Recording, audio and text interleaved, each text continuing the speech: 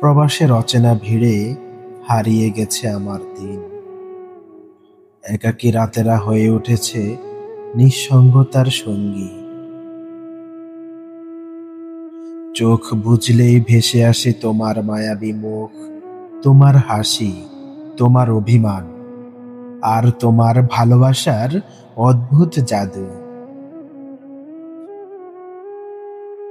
আমি ভাবি, যদি হঠাৎ একদিন কিছু না বলে ফিরে আসি, কোনো এক নীরব রাতে তোমার দরজায় দাঁড়াই অচেনা অতিথির মতো, তুমি কি চিনে নেবে প্রথম দৃষ্টিতেই, নাকি বিস্ময়ে থমকে যাবে?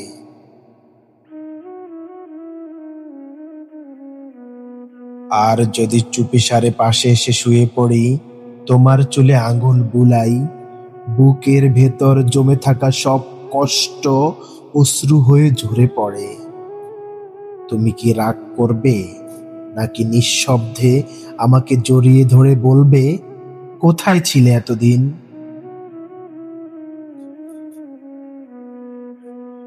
প্রবাসের কষ্ট আমি সহ্য করেছি শুধু তোমার জন্য।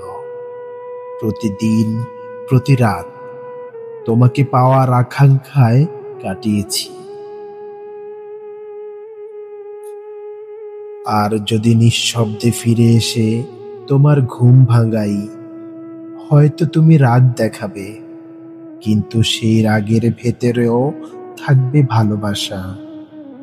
হয়তো তুমি কাঁদবে, কিন্তু সেই কান্নাতেও ফুটে উঠবে আনন্দ।